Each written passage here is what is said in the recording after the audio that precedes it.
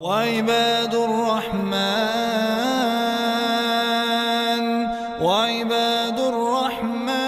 الذين يمشون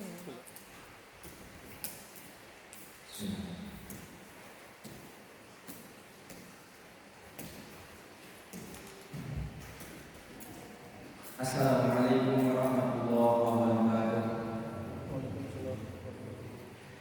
Alhamdulillah nahmaduhu wa nasta'inuhu wa nastaghfiruh wa na'udzu billahi min shururi anfusina wa sayyiati a'malina. Man yahdihillahu fala mudilla lahu wa man yudlil fala hadiya lahu.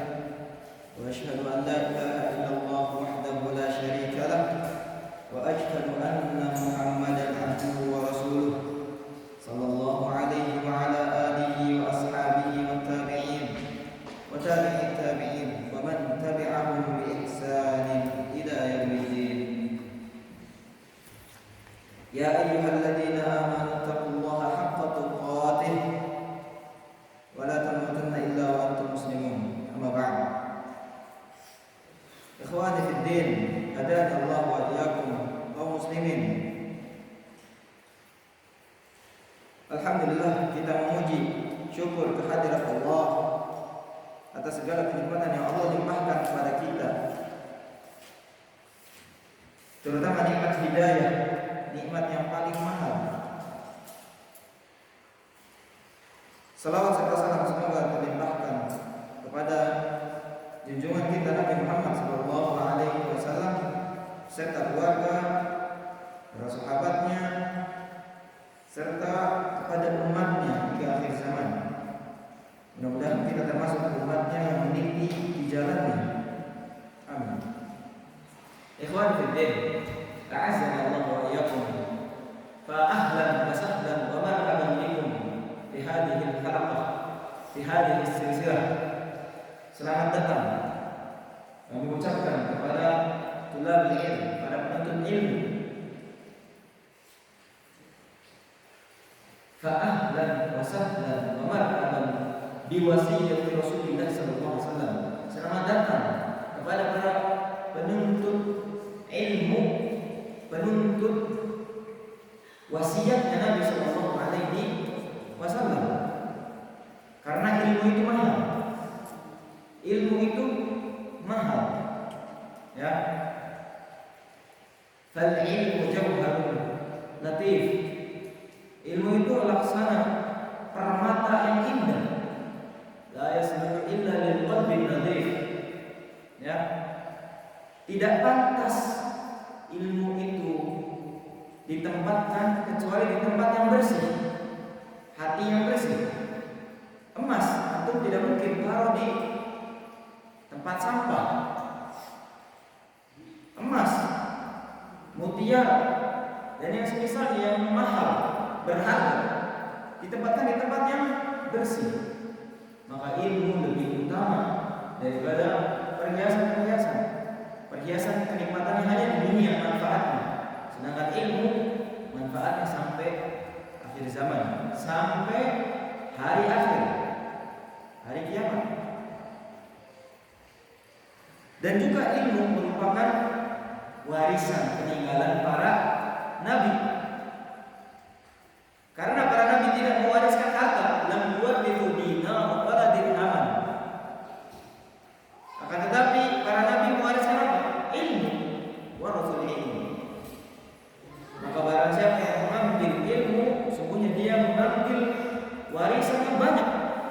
Antum kalau berbicara tentang warisan, kakek antum misalnya wafat, ya, setelah mendoakan, kemudian selesai segala urusan tajhizul mayyit selesai. Setelah itu pembahasan tentang warisan. Oh, semangat. Warisannya misalnya berapa M, bermiliar-miliar. Antum semangat katanya. Nah, ini ilmu itu merupakan warisan para nabi. Maka mulia ketika kita melangkahkan kaki untuk menjemput warisan. Warisannya bukan sepele. Manusia-manusia pilihan Allah, para nabi alaihi wassalam. Itulah ilmu.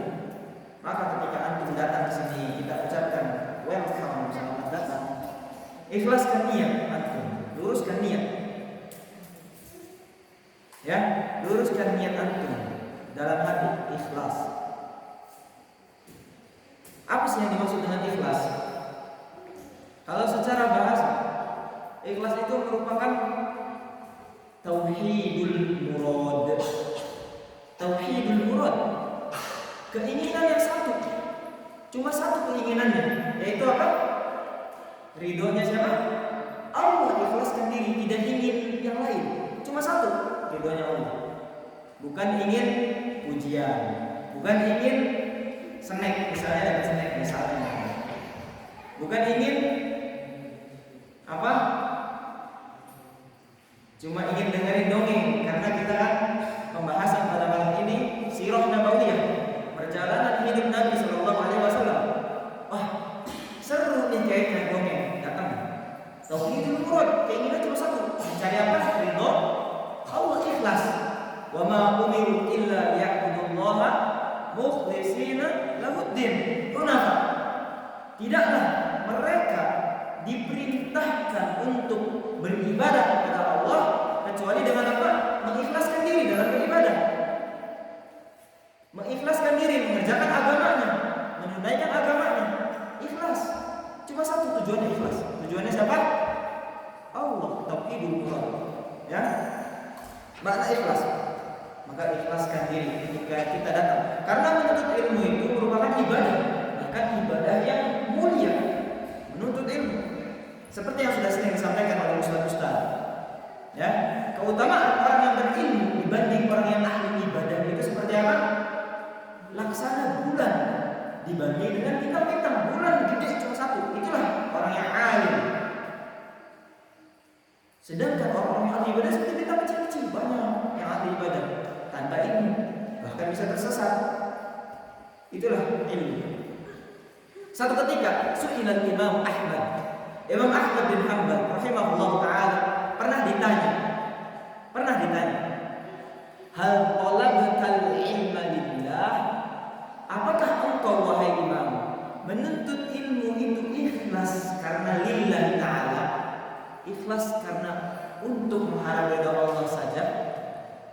Kita lihat jawaban Imam Ahmad bin Hanbal. Lillahi azizun. Ya, ikhlas karena Allah itu aziz, sangat jiddan. Mengungkapkan bahwa diri ini menuntut ilmu itu ikhlas karena Allah Ta'ala itu perkara yang berat.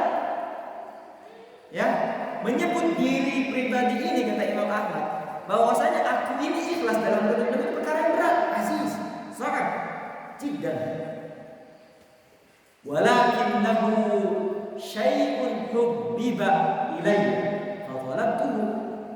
Akan tetapi, kata Imam Ahmad bin Hanbal, ilmu itu sesuatu yang aku cintai. Aku senang nih sama ilmu, makanya saya menuntut ilmu, makanya saya mencari ilmu. Nah, begitu pun kita. Bisa jadi di awal kedatangan kita ini, ketika kajiannya bahas masalah kisah dongeng, bukan dongeng, sirah, perjalanan hidup Nabi yang mulia Sallallahu Alaihi Wasallam, antum awalnya senang. Dijelaskan oleh Syekh Shalih Al-Utsaimin hafizahullah ta'ala. Bisa jadi ya, dua kemungkinan. Yang pertama, ulama terdahulu, ulama orang-orang soleh terdahulu, itu mereka itu yatawarra'una 'anil bi'atihim. Mereka warok, berhati-hati dalam mengklaim dirinya itu ikhlas. Hati-hati. Itu kemungkinan yang pertama. Jadi nggak mau mengklaim diri ikhlas, enggak. Seperti yang dicontohkan tadi kisahnya siapa? Imam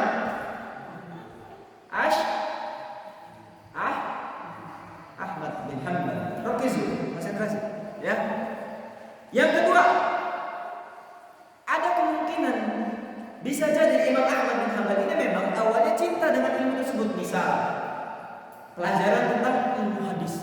Loh, kok bisa sih ini hadis ini mustahirun ala al-alsun. Hadis ini masyhur, dikenal di lisan-lisan. Ya, an-nadhafatu minal iman. Semua orang pada tahu hadis ini. Ternyata diteliti, ternyata hadisnya lemah. Bahkan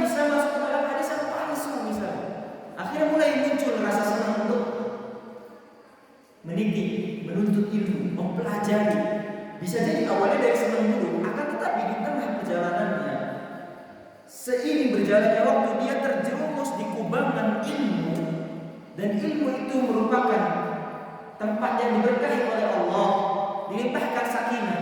Ketika seseorang menginginkan hidayah, Allah akan beri hidayah. Maka Allah pun beri hidayah sedikit demi sedikit. Akhirnya mulai muncul pengetahuan bahwasanya menuntut ilmu itu harus apa? Ikhlas. Bisa jadi awalnya karena senang dengar kisah Nabi.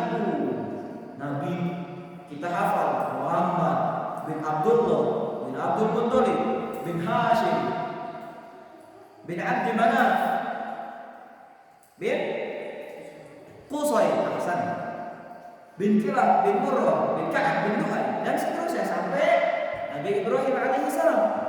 Mulai senang, wah benar seru nih. Ini Nabi lahir gimana kisahnya? Awalnya mungkin bisa jadi senang. Lama-kelamaan ilmu itu menancap pada diri, mulai kenal. Oh iya, nuntut ilmu itu harus apa? Ikhlas. Mulai dia yujaddid niyatuhu. Tujaddid niyatuhu. Niyatahu. Ya. Dia perbaiki lagi niatnya, ikhlas karena Allah. Yang tadinya bercabang keinginannya itu karena senang matematika, misalnya pelajaran matematika, senang akhirnya belajar terus matematika bisa. Ya. Barakallahu fikum. Ikhwan fiddin. Kita lanjutkan pembahasan kita dan kita masuk pembacaan kitab Sahih Sirah Nabawiyah. Setelah kita membahas berkaitan tentang tanda-tanda keajaiban di kala kelahiran Nabi Shallallahu Alaihi Wasallam, maka dalam kitab aslinya Al-Imam Ibnu Katsir ya disebutkan satu pasal, satu bab namanya dzikru irtijasil iwan wa suquti syarafati wa qumudin nirani wa ru'yal mubidani wa ghairi dzalika min ad-dalalat atau min ad-dalalat. Ya, akan tetapi Syekh Al-Imam Al-Albani ketika dalam kitab aslinya Ibnu Katsir berkaitan Sirah Nabawiyah menyebutkan bab, komentar Al-Imam Al-Albani rahimahullah taala menyebutkan laisa fihi syai'. Ya. Perhatikan. Kita baca dulu maksud bab tersebut. Dzikru irtijasil iwan. Anak awalnya tidak paham ini apa ini kata-katanya. Irtijasil iwan, suqut isyaratat khumudin niran, ru'yal mubidan, wa iridal min ad-dalalah. Maka anak tanya kepada Ustaz Faris bin Taala, maksudnya apa? Ya. Yang pertama, dzikru irtijasil iwan. Bab kisah penyebutan tentang apa ini? Goncangnya serambi-serambi ketika Nabi lahir atau menjelang Nabi lahir sallallahu alaihi wasallam itu ada kisah atau ada riwayat yang menjelaskan menyebutkan bahwasanya ketika menjelang kelahirannya Nabi itu ada serambi-serambi itu berguncang. Wasuquti syarafat dan jatuhnya runtuhnya pondasi-pondasi. Nah, ini anak nggak tahu maksudnya apa syarafat. Bisa jadi pondasi-pondasi yang dikeramatkan atau bisa jadi berhala-berhala, Allah alam maksudnya. Kemudian ada lagi wa khumudin niran, matinya api-api. Maksudnya api-api majusi. Jadi majusi itu menyembah api. Di satu daerah, bisa jadi bukan di Mekah, yang di sana mayoritas majusi menyembah api-api itu mati padam semuanya. Menjelang kelahiran Nabi, ya. Waru'yal mubiddan dan mimpinya al-mubiddan. Anak cari syarah ya di YouTube, Syekh. Tapi tidak dijelaskan juga. Katanya. Maksudnya al-mubiddan itu faqihnya orang-orang Majusi, ulamanya orang Majusi golongan. Mereka juga bermimpi. Nah, ini riwayat-riwayat tadi. Satu, guncangnya tadi apa? Serambi. Dua, runtuhnya pondasi-pondasi. Tiga, matinya api-api yang disembah oleh Majusi. Empat, mimpinya orang ulama-ulama tokoh-tokoh besar Majusi. Ya, empat ini riwayat ini wa ghairi dzalika min ad-dalalah, dan lain-lain, ada tanda-tanda lain, tanda-tanda kehebatan, keajaiban menjelang kelahiran Nabi ini. Laisa fi syai', kata Imam Al-Albani. Ya, maksudnya tidak ada riwayat yang sahih. Sempat kita singgung pada pertemuan yang lalu, akan tetapi dalam penjelasan Al-Ustaz Firanda Allah Ta'ala, ya, ingat pertemuan yang lalu seperti itu. Maka kita masuk pada bab yang baru,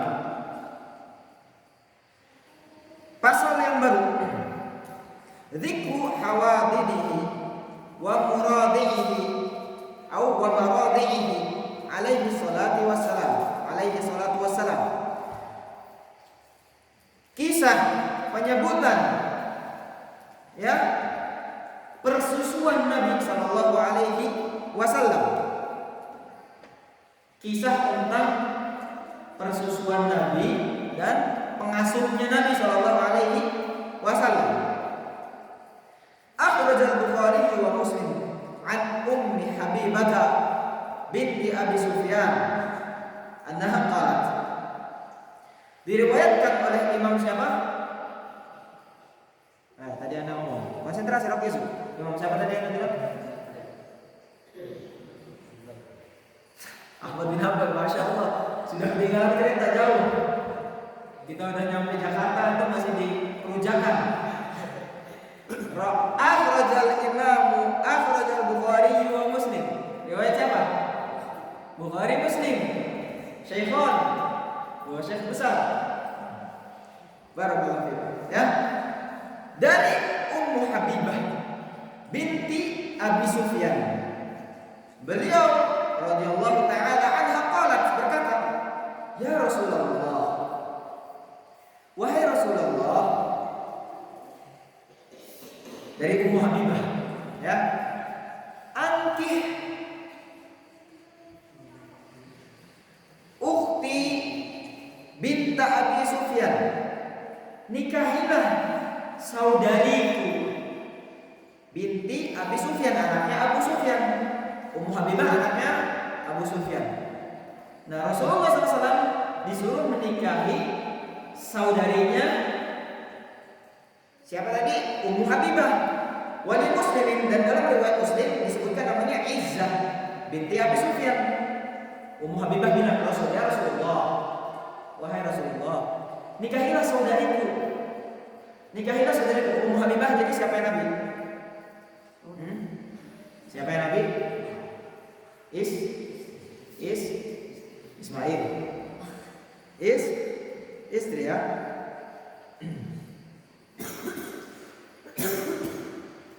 Suruh nikahin saudarinya, punya saudari perempuan namanya Izzah binti Abi Sufyan. Maka Nabi bertanya, faqala Rasulullah sallallahu alaihi wasallam, "Awa tuhibbina dzalik?" Apakah kamu menginginkan tersebut? Ya, wahai Ummu Habibah. Qultu na'am. Kata Ummu Habibah, iya, saya pengen. Lastu laka bi mukhliyah. Lastu laka bi mukhliyah. Al-mukhliyah, penjelasan adalah isim fa'il minal ikhla, ai lastu bikun faridah bika wala khaliyah min dirra. Ya.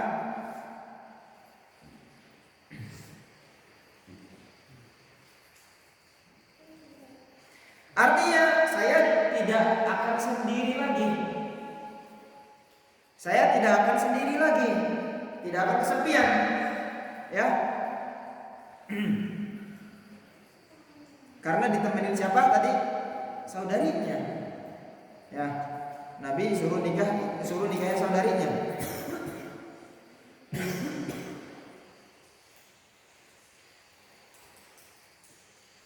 Atau bisa artinya lasulaka bimukhliyah. Saya bukan milikmu seorang saja. Bukan milikmu sendiri. Jadi kamu bisa memiliki yang lain. Lasulaka bimukhliyah. Wa ahabbu man syarakani fi khairin ukhti, dan aku cinta, aku senang orang yang dia, ya, menemani di dalam kebaikan, yaitu dia itu termasuk saudaraku. Orang yang menemaniku di dalam kebaikan itu adalah saudariku. Aku suka, ya, orang yang menemani diriku di dalam kebaikan itu adalah siapa? Saudariku. Kata Ummu Habibah, faqala Nabi sallallahu alaihi wasallam. Kata Nabi jelaskan. Nabi bersabda, fa inna dzalika la yahillu li. Sesungguhnya hal tersebut tidak halal bagiku. Ya. Tidak halal bagiku. Kenapa tidak halal? Kenapa tidak halal? Kenapa tidak halal? Karena menggabungkan dua saudara. Dalilnya di dalam Quran. Ya. Wa an tajma'u bainal ukhtayn. Tidak boleh, haram menikahi dua saudara sekaligus. Nikahin kakaknya, nikahin adiknya. Kalau mau nikahin adiknya, kakaknya harus meninggal dulu. Atau misalkan kakaknya udah cerai, baru nikahin adiknya baru boleh. Paham? Fahim tuh siapa? Baik. Qalat, kemudian dilanjutkan. Habibah berkata, fa inna nuhaddathu annaka turidu an tankiha binta Abi Salamah. Maka sungguhnya kami, ya, menceritakan bahwasanya, atau kami diceritakan, ada yang menceritakan, ya, bahwasanya engkau ingin menikahi putri dari Abu Salamah. Wa fi riwayatin, disebutkan dalam riwayat namanya Durrah binti Abi Salamah. Durrah.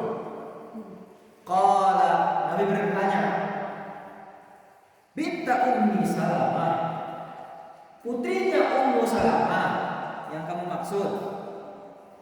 Ya. Qultuna, iya benar. Tadi bilangnya Abu Salamah. Nabi bertanya, maksudnya putrinya Ummu Salamah? Nah, benar. Penjelasan Nabi SAW.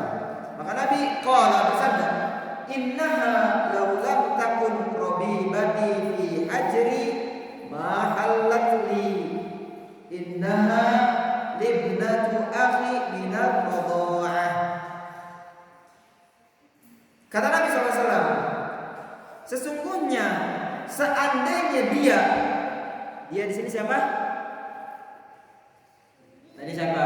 Anaknya Ummu Salamah, ya. Seandainya dia itu bukan Robibati itu anak yang dibawa, ya. Ada banyak maknanya. Di sini kita lihat dulu maknanya. Bil fathi at-tarbiyah, dari kata tarbiyah, wal hadanah war riayah. Anak didikan, anak rawatan, anak yang diurus. Ya, penjelasan dari An-Nasyir.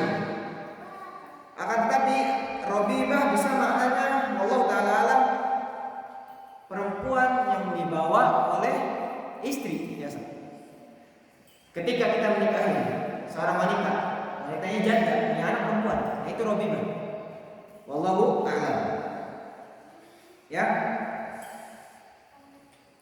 Kata Nabi SAW, innaha law lam takun Robibati fi hajri ma halatni. Nah, akan tetapi di sini maksudnya adalah, maksud Robibah di sini fi hajri itu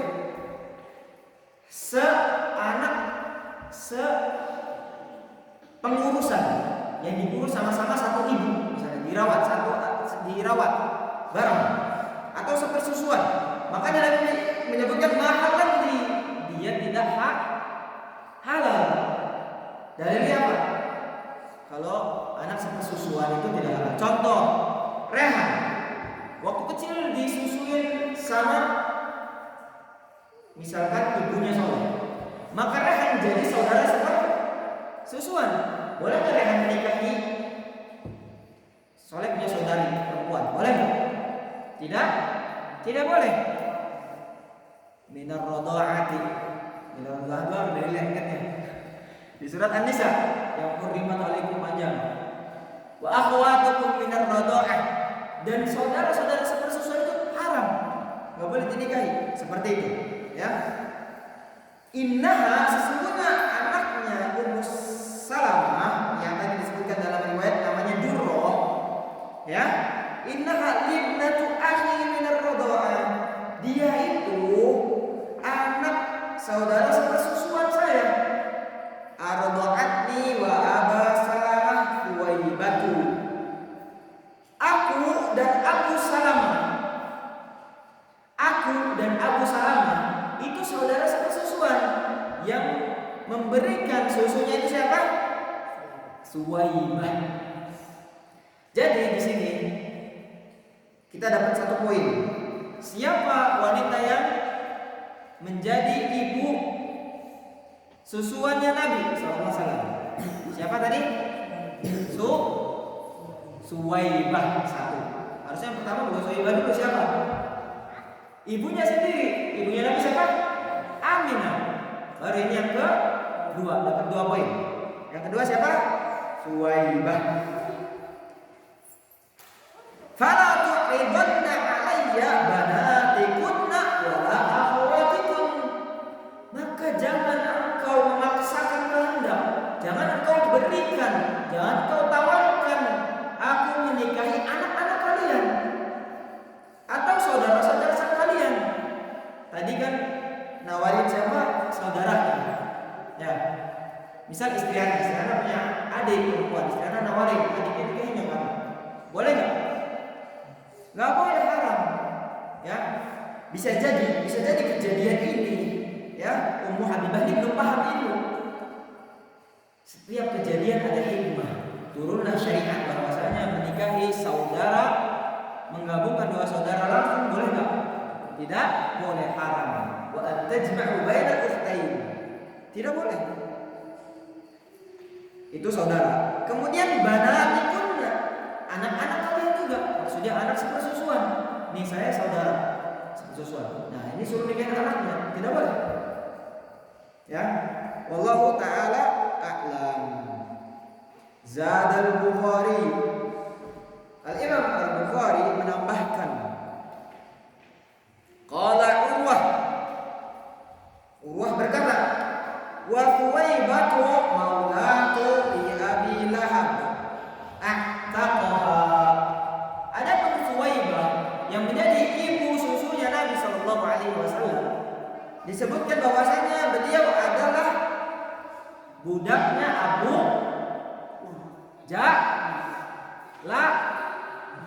Lahab. Rakizu dan lama. Kayak di ini. Abu Lahab. Anda tahu Abu Lahab siapa? Pamannya Nabi. Abu Lahab pamannya Nabi. Tapi orangnya gimana? Baik, keren. Orang yang menjengkelkan sekali. Bahkan sama Allah diabadikan. Dijanjikan bahwasanya Abu Lahab akan masuk mana? Neraka. Ya. Fa'arda'at Rasulullah sallallahu alaihi wasallam, maka Thuwaibah dibebaskan, ya. Dibebaskan oleh Abu Lahab. Tadi ya budaknya Abu Lahab. Dibebaskan, maka Thuwaibah pun memberikan susunya kepada siapa? Nabi sallallahu alaihi wasallam, menyusui Nabi sallallahu alaihi wasallam. Qultu, ya. Kata Imam Al-Albani rahimahullah, wa tamamuhu fil asli, ya, bunyi lengkapnya seperti ini. Bunyi lengkapnya maksudnya yang tadi yang Urwah, ya. Falamma mata Abu Lahab, ketika Abu Lahab mati. Kalau kita berbicara umat muslim bilangnya apa? Wafat. Kalau orang yang bukan muslim apa? Mati. Ya, untuk memuliakan, karena umat muslim itu mulia. Wa may yabtaghi ghayra al-islam dinan fala yuqbal min. Siapa yang mengharap agama selain Islam, dia enggak bakal diterima oleh Allah. Maka muslim itu mulia. Ya. Falamma mata Abu Lahab urihu ba'du ahlihi. Ya. basyaru Khaybah. Ketika Abu Lahab mati, sebagian keluarganya itu dilihatkan, maksudnya bermimpi, ya, kabar gembira.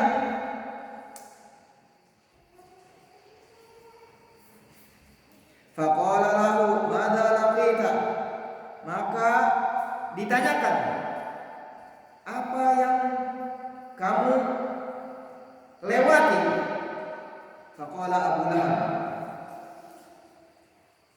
Oh, maksudnya ini bisa jadi wasiatnya Abu Lahab, ya. Bisa jadi sebelum Abu Lahab meninggal, mati.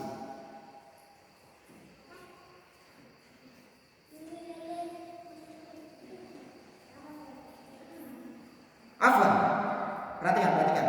Ulangin ya, ulangi. Falamma mata Abu Lahab, ketika Abu Lahab mati, urihu ba'du ahlihi basyar Khaybah.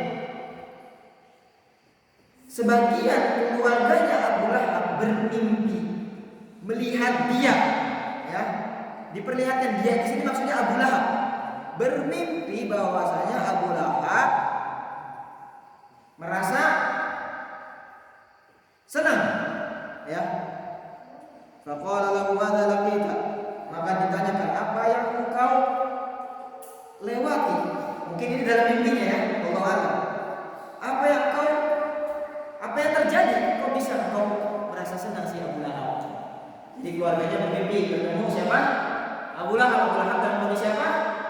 Senang, penuh kabar gembira. Ada apa sih? Madza laqita? Faqala Abu Lahab, maka Abu Lahab pun berkata, lam alqi ba'dakum khairan.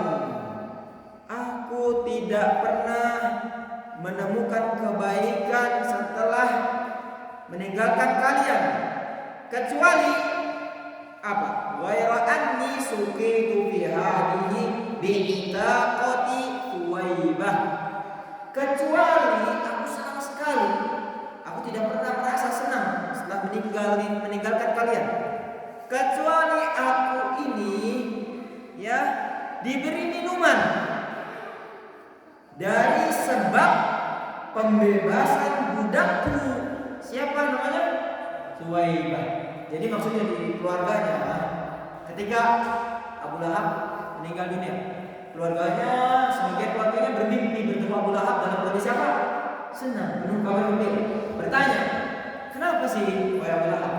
Aku ini tidak pernah senang setelah mati, kecuali aku ini dikasih minum.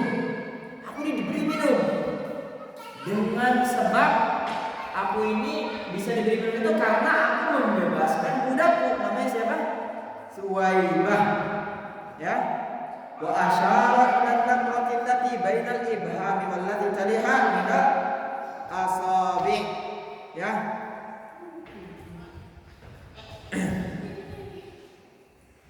Dan Abu Lahab mengisyaratkan kepada sela-sela di antara jari jempolnya, ya, dengan jari-jari yang lainnya,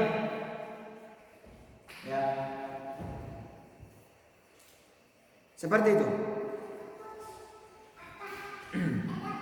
Hakadha dzakarahu Ibnu Katsir. Seperti itulah yang disebutkan oleh Al-Imam Ibnu Katsir bin Tamami Ziyadatil Bukhari, ya, yang menyebutkan tambahan dari Imam Bukhari.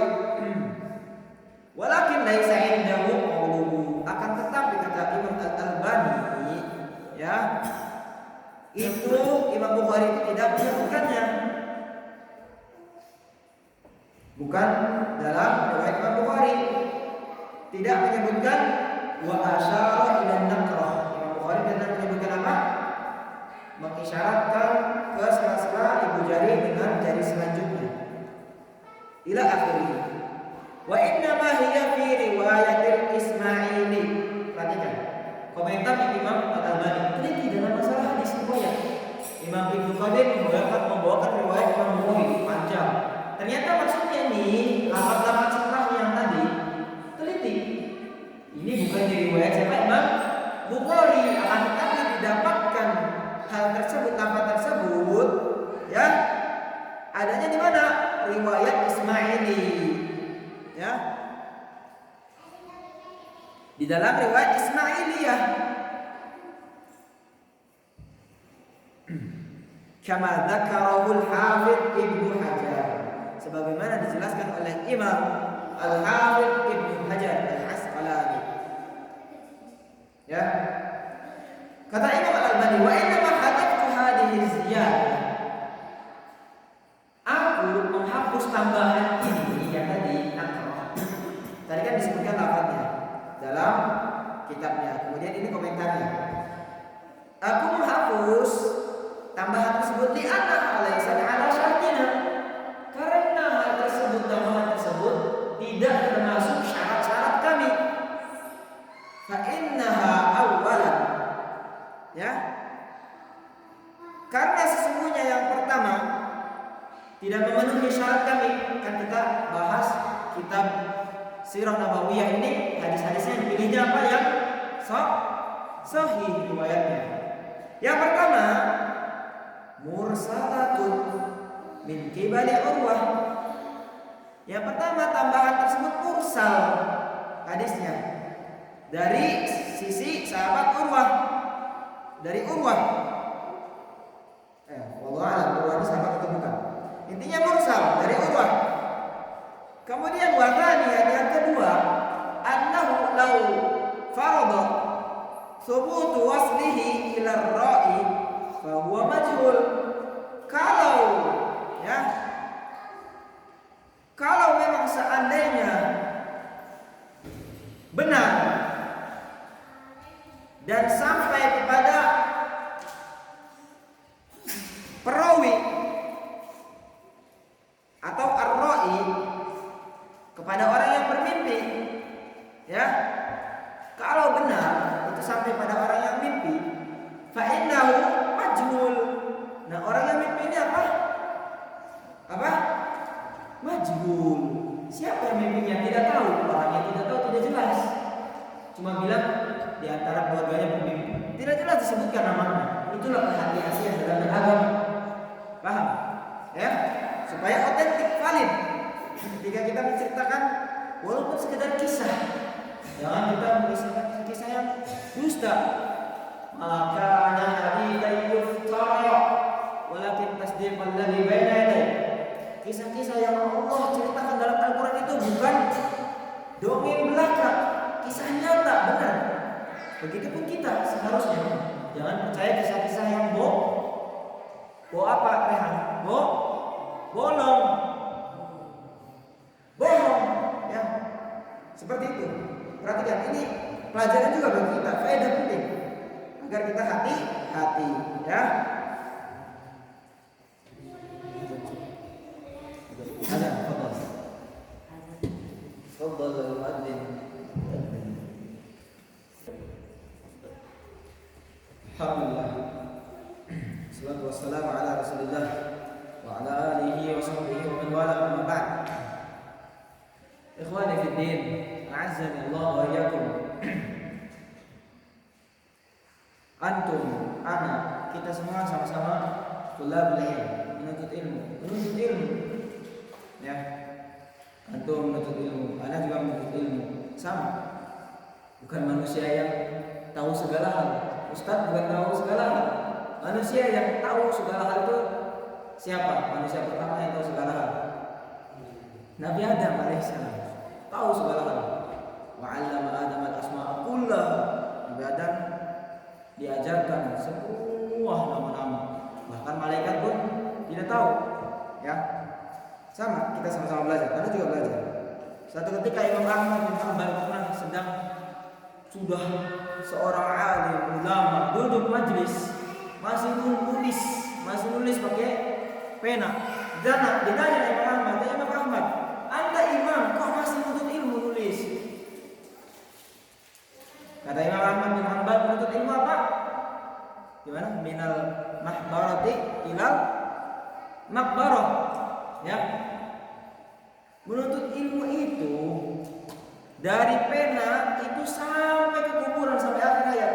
Begitu pun anak. Kalau ada yang nggak tahu, anak tanyakan pada ustaz-ustaz. Ya, antum juga sama. Kita sama-sama belajar. Baik, kita lanjutkan. Barakallahu fikum. Jadi kisah yang tadi itu orangnya majhul, tidak jelas. Kalau kisahnya tidak jelas, fala hujjata fi khabarihi, maka kabar kisah tersebut itu tidak bisa dijadi pegangan, tidak bisa menjadi hujjah. Kisah bohong masa itu menjadi pegangan. Anak kemarin lihat Ustaz Ismail bisa jalan di pohon. Dari siapa? Kata ini, Fulan kan sebenarnya sama Fulan. Gak jelas kisahnya. Ya. Cuma dengar kata-katanya. Anak pernah dengar ada master kungfu misalnya bisa jalan di pohon tinggi misalnya. Katanya tidak jelas majhul, tidak bisa dijadi pegangan. Kemudian yang ketiga, wasalikan annaha ru'ya manam. Yang ketiga itu hanya sebatas mimpi tidur. Ya, mimpi dijadiin hujah. Ya enggak, mimpi. Fala qimata laha, enggak ada harganya mimpi. La siyama fi mithli dzakal kafir Abi Lahab. Apalagi mimpinya dari orang itu, orang kafir. Siapa namanya? Abu Lahab. Berharga enggak mimpi Abu Lahab? Enggak. Ya. Sampai mana tadi? Alladzi anzalallahu fi dzammihi, yang mana Allah turunkan dalam firman-Nya ancaman siapa? Abu Lahab. Tabbat yada Abi Lahab wa tab. Celakalah kedua tangan Abu Lahab dan sungguh apa? Celaka. Mukjizat Al-Qur'an. Abu Lahab hidup di zaman Nabi, pamannya Nabi, tapi enggak mau masuk Islam. Al-Qur'an turunkan bakal masuk apa? Saya selana ronda Lahab, bakal masuk apa? Neraka. Mukjizat Al-Qur'an. Al-Qur'an menjanjikan Abu Lahab pasti masuk neraka. Padahal bisa aja Abu Lahab masuk Islam. Berarti Al-Qur'an bohong enggak? Bohong. Tapi Abu Lahab apa? Gak pernah masuk Islam. Itu mukjizat Al-Qur'an. Ya. Enggak berharga mimpinya Abu Lahab. Berarti dari sini bisa jadi kita koreksi lagi. Pembahasan yang tadi berarti bisa jadi kisah yang tadi maksudnya adalah sebelum Abu Lahab wafat, bisa jadi karena kan di sini maksudnya mimpinya Abu Lahab. Atau ini sebuah mimpi tapi di dalamnya kisahnya tentang siapa? Abu Lahab. Nah, jadi bingung sendiri Wallahu a'lam. Karena mungkin sedikit capek juga ya. Alasan sedikit. Baik, kita lanjutkan. Walidzalika qala al-Hafidz. Dari sinilah Al-Imam Al-Hafidz berkata, wa fil hadithi dalalatun ala anna al-kafira, ya, di dalam hadis tersebut bisa menunjukkan bahwasanya orang kafir itu, ya, qad yanfa'uhu al-amal as-salihah fil akhirah, atau ya bahwasanya Al-Imam Al-Hafidz Ibnu Hajar mengatakan bahwasanya kadang-kadang ya orang kafir itu bisa mendapatkan manfaat dari amal kebaikannya di akhirat nanti. Kadang-kadang kebaikan orang kafir itu bisa mendapatkan apa? Manfaat di akhirat kelak, walaupun misalkan di akhirat kekal di neraka. Ya. Di antara contohnya siapa? Pamannya lagi Abu Thalib disiksa. Siksaan neraka, diadab, dalam kubur diadab. Neraka diadab. Karena dia baik pada Nabi, diringankan sedikit tetap diadab. Ya. Karena mau bagaimanapun kekafiran itu kezaliman yang paling besar, ya. Kesyirikan itu apa? Kezaliman yang paling besar. Inna syirka la dzulmun adzim. Sungguh kesyirikan itu apa? Kezaliman yang sangat besar. Lakinnahu mukhalifun li dhahiril Qur'an, akan tetapi menyelisihi ya dalil Al-Qur'an. menyelisihi, bertentangan dengan yang disebutkan dalam Al-Quran. Allah Ta'ala berfirman, wa qadimna ila ma 'amilu min 'amalin faja'alnahu haba'an manthura. Ya, kami tampilkan amalan-amalan kebaikan orang-orang kafir. Dia baik, orang kafir tapi baik, sering sedekah, juga banyak amalan. Tapi karena dia kafir apa? Berhamburan, tidak bermanfaat. Seperti apa? Debu berterbangan. Gak ada manfaatnya orang kafir, karena dia syirik. Nabi Muhammad SAW diutus untuk seluruh alam semesta, untuk menyelamatkan manusia agar jangan sampai masuk ke dalam apa? Neraka. Tapi mereka nggak mau, walaupun baik akhlaknya, tapi akhlak sama Allah tidak baik, tidak nurut, tidak taat. Sudah dikasih Nabi, Allah kasih Al-Quran seperti itu. Dalam surat Al-Furqan ayat ke-25, wa ujibu bi annal khabar mursal. Maka kata Al-Albani, aku jawab, hadis tersebut apa? Mursal. Arsalahu Urwah, ya, yang dimursalkan oleh Urwah. Walam yudhkaru min hadithihi bihi, yang bahkan Urwah itu tidak disebutkan di dalamnya, dalam hadis tersebut, ya. Wa ala taqdiri an yakuna mausulan, dan kalau memang hadis tersebut dianggap, ya, misalnya Urwah itu masuk, maka bisa jadi masuknya nanti mausul. Mausul itu tersambung, ya, to be continued. Falladhi fil khabari ru'ya manam, ya,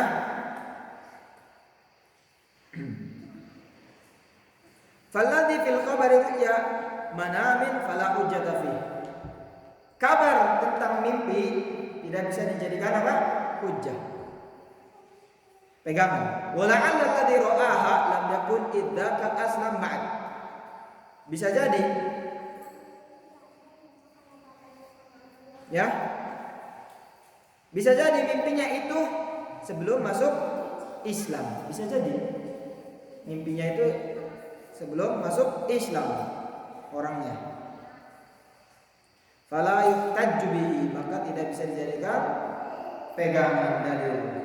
Wa tsaniyan, yang kedua, ala takdiril qabul. Kalau misalkan bisa diterima, fayahtamilu an yakuna ma yata'allaqu bin nabi makhsusan min dalika bidalil qissati Abi Thalib.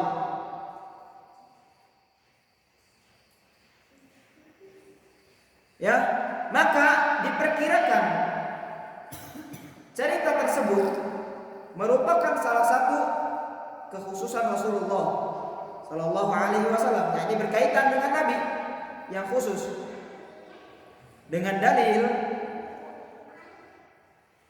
dengan alasan kisahnya siapa? Abu Thalib. Kama taqaddam, sudah kita bahas dahulu. Annahu khuffifa anhu, ya, bahwasanya